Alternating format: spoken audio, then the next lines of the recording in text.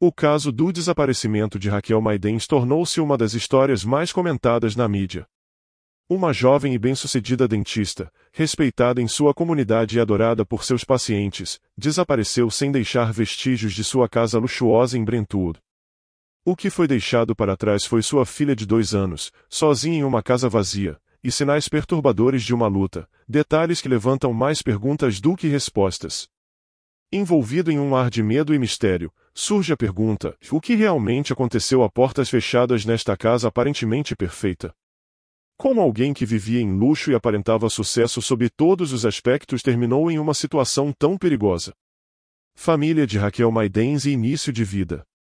Raquel Liliana Maidens Nate Tucker nasceu em 19 de março de 1979, em Nashville, Tennessee, a capital vibrante e maior cidade do estado. Ela era a caçula de 2 filhos em uma família proeminente e bem-sucedida de profissionais da área de saúde. Seu pai, Richard, era um farmacêutico distinto e respeitado, enquanto sua mãe, Beta, dirigia uma clínica pediátrica particular. Raquel cresceu ao lado de seu irmão mais velho, com quem compartilhava uma relação calorosa e próxima. Seus pais dedicaram-se a ambos os filhos, garantindo que tivessem a melhor educação e oportunidades para desenvolver seus talentos. Raquel frequentou uma escola católica privada de elite para meninas, onde ganhou a reputação de ser uma das melhores alunas de sua turma. Após sua formatura no ensino médio, Raquel garantiu facilmente admissão em uma prestigiada faculdade em Birmingham, Alabama. De lá, ela se matriculou em uma renomada Universidade Estadual de Medicina, onde ganhou uma bolsa de estudos. Durante seus anos universitários, ela também desenvolveu uma forte paixão pelo tênis, destacando-se no esporte e ganhando vários prêmios.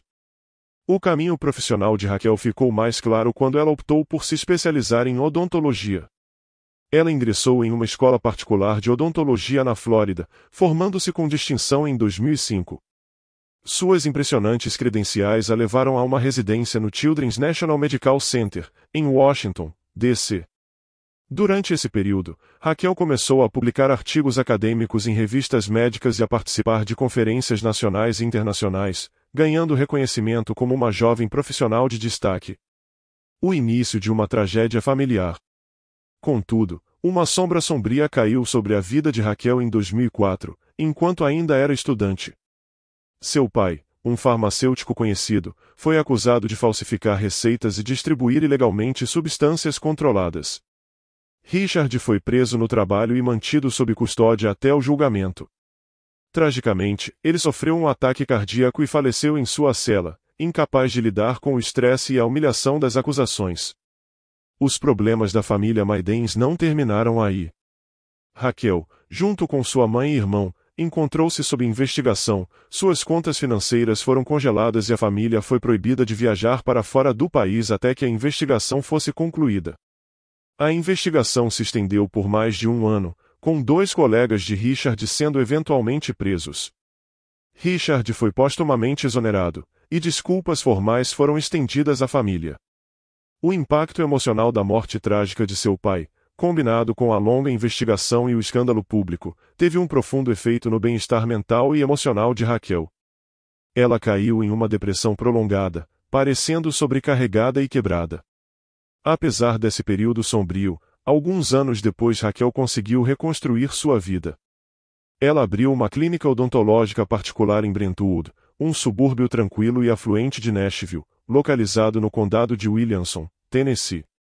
Sua carreira decolou em um ritmo impressionante. Raquel tornou-se conhecida como uma ortodontista altamente qualificada e inovadora, atraindo clientes de cidades vizinhas e até de outros estados. Sua clínica odontológica rapidamente ganhou a reputação de ser uma das mais avançadas e bem equipadas de todo o Tennessee, admirada por sua tecnologia de ponta e serviço de primeira classe. Um casamento marcado por riqueza e sucesso. Desde jovem, Raquel era conhecida por sua beleza marcante, chamando a atenção de muitos admiradores. Alta, atlética e graciosa, com longos cabelos loiros e um sorriso deslumbrante, ela atraía olhares com facilidade. Apesar do interesse que recebia, Raquel permanecia focada em seus estudos e ambições profissionais, adiando relacionamentos sérios e planos familiares até que estivesse firmemente estabelecida em sua carreira. No final dos anos 2000, Raquel conheceu Reinaldo Maidens. Reinaldo era quase 8 anos mais velho, mas a diferença de idade nunca se tornou um obstáculo para a conexão entre eles. Nascido e criado em uma cidade modesta na Geórgia, Reinaldo vinha de uma origem de classe média. Ele frequentou uma escola local antes de se matricular em uma faculdade técnica e, posteriormente, estudou na Clark University, em Atlanta. Após obter seu diploma, Reinaldo conseguiu um emprego como gerente de vendas em uma grande empresa farmacêutica. Sua carreira progrediu rapidamente, e em 2007 ele foi transferido para a filial da empresa em Nashville, onde assumiu um cargo de gerência sênior. Quando Raquel e Reinaldo se encontraram, ambos estavam bem estabelecidos em suas carreiras. Ganharam salários impressionantes, viviam confortavelmente e podiam aproveitar os luxos que o sucesso proporcionava. Reinaldo era charmoso e inteligente, um homem culto que podia conversar sobre uma ampla variedade de tópicos. Seu comportamento polido e disposição amigável o tornavam atraente para quase todos que conhecia. Ele encontrou Raquel em um encontro promovido por amigos em comum e ficou instantaneamente cativado pela loira sofisticada com estilo impecável. Raquel também se sentiu atraída por Reinaldo, e o relacionamento deles floresceu rapidamente. Em 2009, Reinaldo propôs casamento, e Raquel aceitou alegremente sua proposta sincera. Após um casamento luxuoso, os recém-casados, com o apoio da família de Raquel, compraram uma mansão deslumbrante no bairro mais exclusivo de Brentwood. A casa tinha tudo o que precisavam para um estilo de vida confortável e seguro. A área ao redor era cercada por parques charmosos, campos de golfe impecáveis e bares e restaurantes de alto padrão frequentados pela comunidade abastada. A apenas 15 minutos de carro ficava um movimentado distrito comercial, onde estavam localizadas as sedes de várias grandes corporações. O escritório de Reinaldo estava em um desses prédios corporativos, enquanto a clínica particular de Raquel ficava próxima, em uma instalação moderna e de última geração. Em 2010, o casal deu as boas-vindas à sua filha, Nathalie. A felicidade deles parecia completa e sem limites. Raquel, uma mãe dedicada mas ambiciosa, não ficou longe de sua carreira por muito tempo. Apesar de um curto período de licença-maternidade, ela continuou supervisionando as operações de sua clínica e voltou a trabalhar em tempo integral menos de um ano depois. A espiral descendente de Reinaldo. No entanto, em meados de 2012, o comportamento de Reinaldo começou a tomar um rumo preocupante. Ele passou a beber pesadamente, afirmando que era a única maneira de relaxar após a pressão de seu trabalho exigente. As tentativas de Raquel de conversar seriamente sobre o uso excessivo de álcool levaram a lugar nenhum, pois Reinaldo negava teimosamente ter desenvolvido um problema, insistindo que poderia parar quando quisesse. Com o passar dos meses, Raquel ficou cada vez mais preocupada. Ela suspeitava que os problemas de Reinaldo iam além do álcool e incluíam o uso de outras substâncias mais perigosas. Seu comportamento tornou-se errático, com episódios de agressividade súbita e irracional. Qualquer tentativa de discutir a situação resultava em brigas explosivas ou era completamente negada, deixando Raquel se sentindo impotente e profundamente preocupada. As mudanças negativas no comportamento de Reinaldo inevitavelmente começaram a afetar sua vida profissional. Seu desempenho no trabalho despencou, e após vários avisos de seus superiores, ele acabou perdendo o emprego. Contudo, essa grave consequência não o levou a refletir ou a se esforçar para retomar sua vida nos trilhos. Pelo contrário, o consumo de álcool por Reinaldo apenas aumentou, e ele frequentemente estava em um estado em que mal conseguia se comunicar ou ter consciência total de seu entorno. Descobertas alarmantes e o incidente no restaurante. Cerca de 3 meses antes do incidente que mudaria tudo, Raquel confidenciou à sua mãe algo profundamente perturbador. Ela havia descoberto que Reinaldo estava retirando grandes somas de dinheiro de sua conta bancária conjunta e transferindo-as para uma conta pessoal. A investigação de Raquel sobre essas transações revelou que os saques começaram pouco depois de ela ameaçar se divorciar dele durante uma das brigas acaloradas, advertindo-o de que ele ficaria sem nada. Parecia evidente que Reinaldo, temendo que Raquel cumprisse sua ameaça, estava tomando medidas para proteger parte das finanças compartilhadas para si mesmo. Em janeiro de 2013, Reinaldo protagonizou um incidente em um restaurante de Brentwood, onde chegou em um estado extremamente agitado e instável, claramente sob a influência de substâncias proibidas. Seu comportamento era errático e confrontador. Ele importunou outros clientes e parecia estar à procura de confusão. Alarmado, o gerente do restaurante chamou os serviços de emergência para relatar o distúrbio crescente. Minutos depois, uma nova ligação foi feita informando que, quando a equipe tentou escoltar Reinaldo para fora do prédio, várias balas de alto calibre caíram do bolso de seu casaco, junto com um pequeno recipiente de pílulas não identificadas. Quando a polícia chegou, conversou com Reinaldo, mas surpreendentemente o liberou com apenas uma advertência verbal. No banco traseiro de seu carro, os policiais avistaram uma espingarda para a qual Reinaldo tinha licença, mas ele não conseguiu oferecer uma explicação coerente sobre por que tinha levado a arma ao restaurante naquela noite. Quando Reinaldo tentou entrar no carro e dirigir, os policiais intervieram, impedindo-o devido ao seu estado de intoxicação. Sugeriram que ele chamasse sua esposa, Raquel, para buscá-lo. Em resposta, Reinaldo teve uma mudança drástica de comportamento, tornando-se desesperado e implorando para que não entrassem em contato com ela. Ele parecia uma criança assustada com medo de punição, suplicando repetidamente e prometendo que nada semelhante aconteceria novamente. Quem realmente foi buscar Reinaldo naquela noite permanece incerto. Ele fez uma ligação telefônica para alguém e, cerca de 15 minutos depois, um carro parou no restaurante. Reinaldo entrou rapidamente e partiu. Nenhuma das testemunhas conseguiu identificar o motorista, mas alguns relatos sugerem que poderia ter sido um ex-colega dele.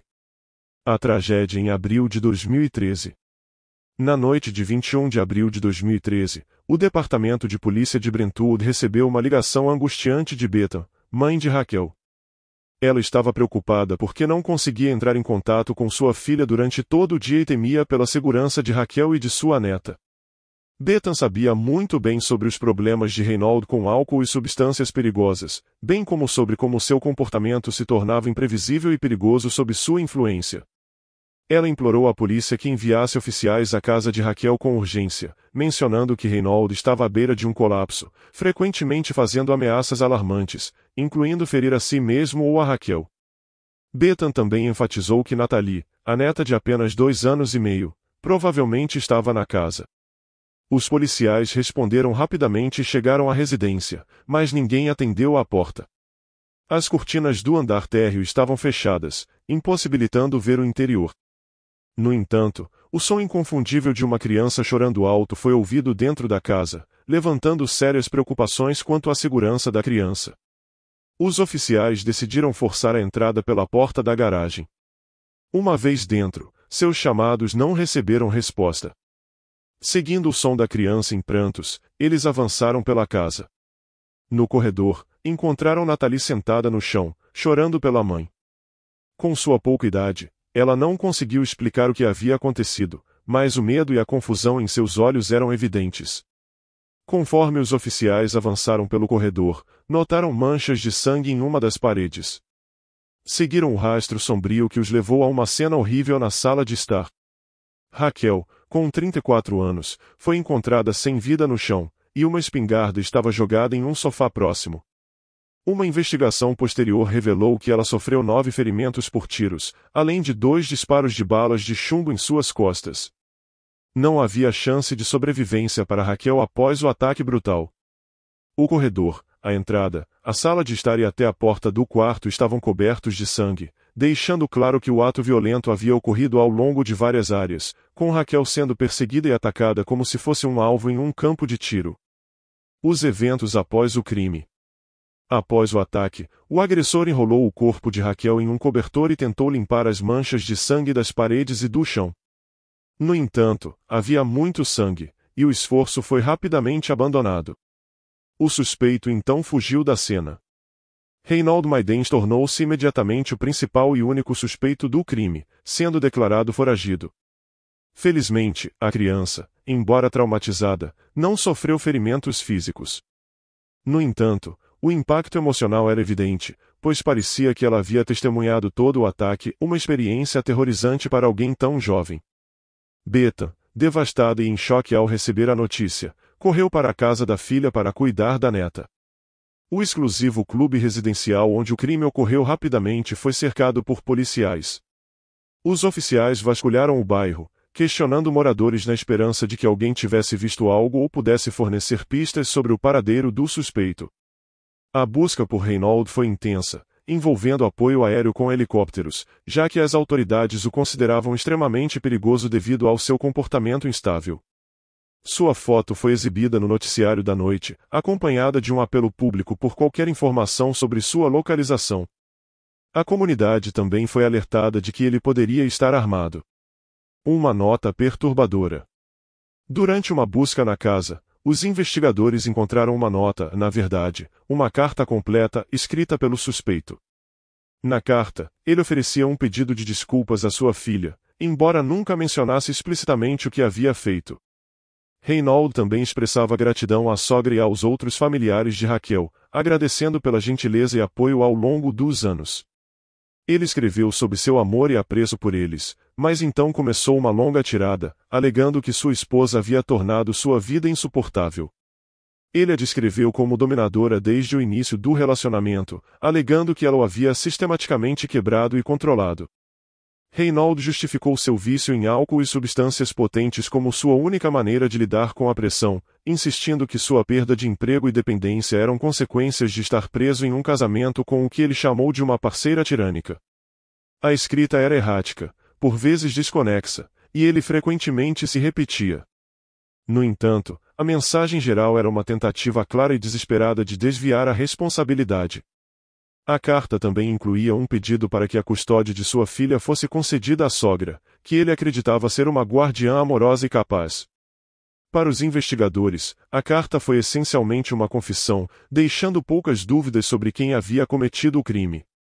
No entanto, especialistas forenses especularam que a mensagem poderia ser um adeus final, levantando preocupações de que o suspeito poderia ter se ferido após fugir da cena. Apesar dessa possibilidade, os esforços de busca continuaram, pois Reynolds ainda era considerado uma ameaça significativa ao público. A captura e os desdobramentos.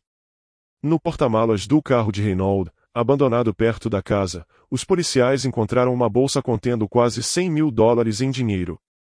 Era evidente que ele havia planejado escapar com o dinheiro, mas, por razões desconhecidas, deixou-o para trás. Os detetives também descobriram que, na noite anterior ao trágico incidente, Reynolds havia feito uma longa ligação para seu advogado. O conteúdo dessa conversa permaneceu não divulgado.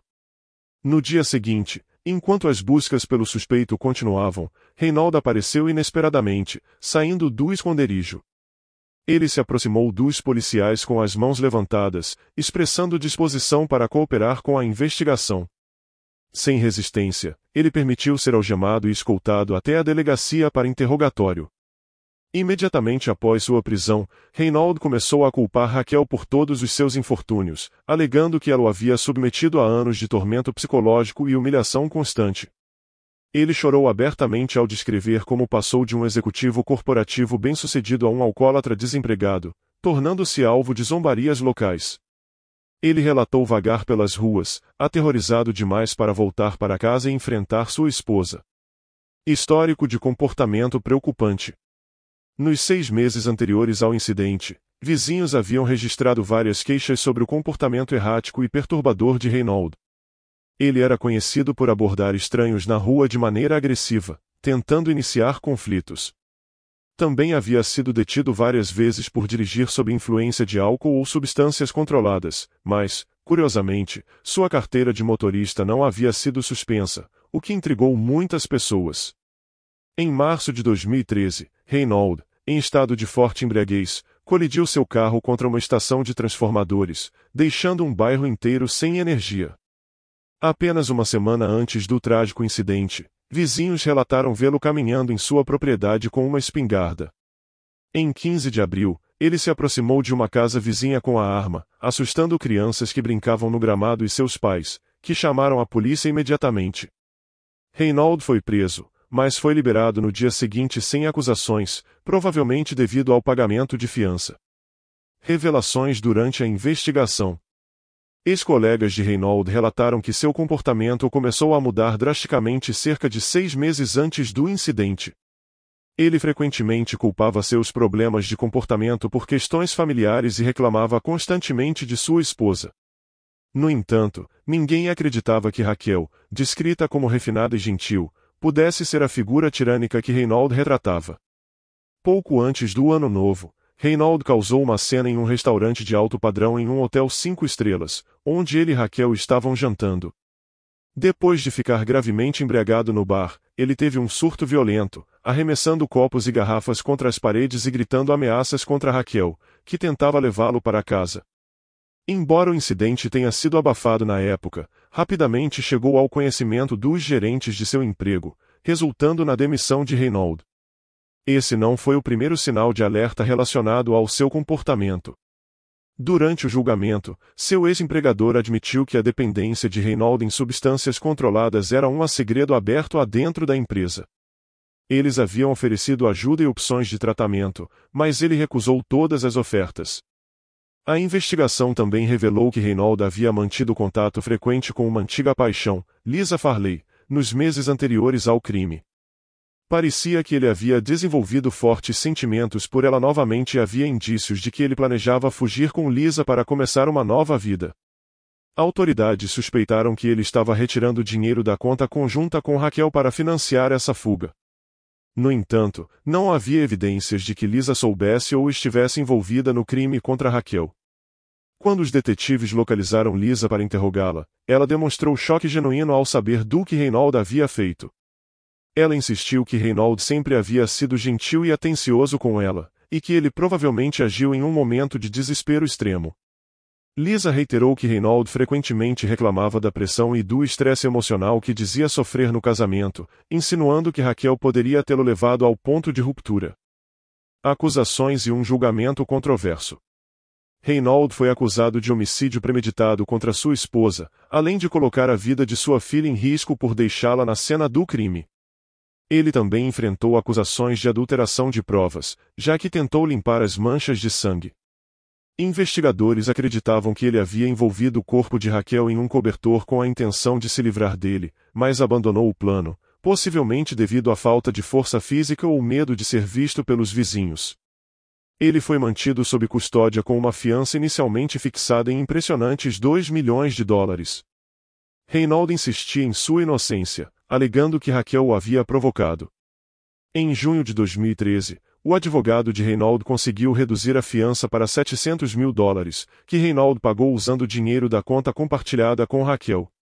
Bethan, a mãe de Raquel, lutou arduamente para impedir isso, mas a defesa habilidosa de Reynolds garantiu o acesso aos fundos, apesar da gravidade das acusações. Reynolds foi liberado em prisão domiciliar, confinado à mesma mansão onde cometeu o crime contra sua esposa. Posteriormente, as condições foram relaxadas, e ele passou a usar apenas uma tornozeleira eletrônica, podendo circular pela cidade enquanto aguardava julgamento. A data do julgamento foi marcada para setembro de 2014, quase um ano e meio depois do crime. Os esforços de Bethan para contestar essa decisão e endurecer as condições foram repetidamente rejeitados. Desafios legais e mais controvérsias.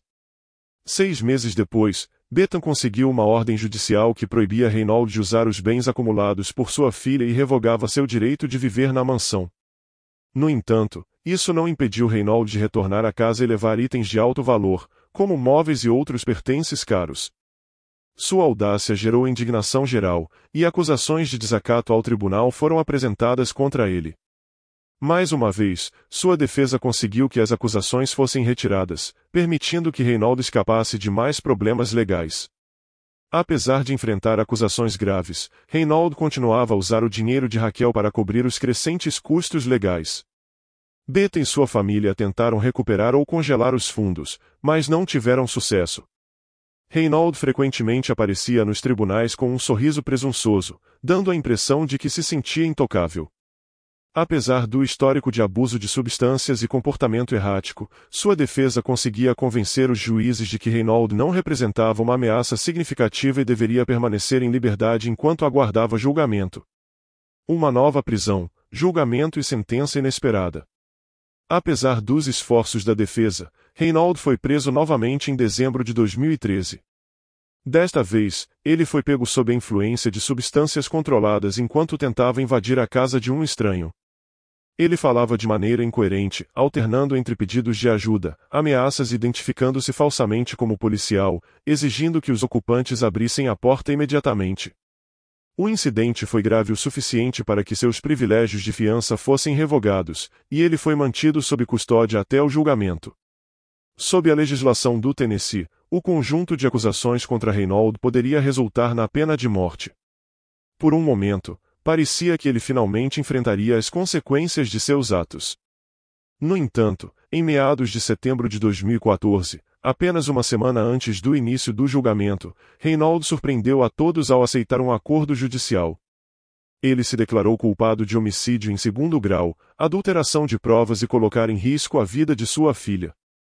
O tribunal considerou sua cooperação e declaração de culpa como fatores atenuantes, e a sentença proferida foi inesperadamente branda. Reynolds recebeu 25 anos de prisão, significativamente menos do que os 60 anos que a acusação havia solicitado. Além disso, o advogado de Reynolds negociou a possibilidade de liberdade condicional após apenas 15 anos, desde que ele demonstrasse bom comportamento. No tribunal, o condenado ofereceu um pedido de desculpas à sua filha e à família de Raquel, mas suas palavras foram consideradas insinceras por muitos presentes.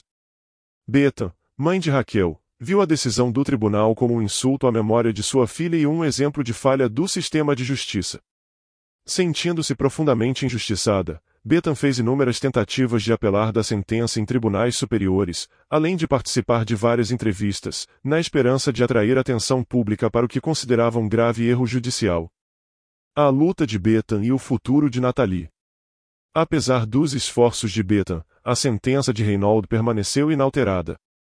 A jovem Natalie foi colocada sob os cuidados de sua avó materna, Bethan, que assumiu o papel de sua guardiã legal. De acordo com os termos do espólio, Natalie herdará todos os bens de sua falecida mãe quando atingir a maioridade. Enquanto isso, Bethan continua a lutar para manter viva a memória de sua filha e garantir que Natalie cresça em um ambiente seguro e amoroso. Ela também busca justiça e tenta impedir que Reynolds tenha qualquer influência sobre a vida da neta no futuro. Reflexões sobre o caso. O caso de Raquel Maidens destacou os perigos muitas vezes escondidos em relacionamentos aparentemente perfeitos. Também chamou a atenção para falhas no sistema de justiça que permitiram que Reynolds escapasse de punições mais severas por seus atos, apesar das evidências esmagadoras e do impacto devastador de seus crimes. Embora Raquel tenha perdido a vida de forma trágica, sua história serve como um lembrete da importância de reconhecer sinais de abuso e instabilidade, bem como da necessidade de proteger as vítimas antes que seja tarde demais. Natalie, embora jovem demais para compreender plenamente os eventos, carrega o legado de sua mãe, enquanto Bethan trabalha incansavelmente para garantir que ela cresça em segurança e com o amor que Raquel desejaria para ela.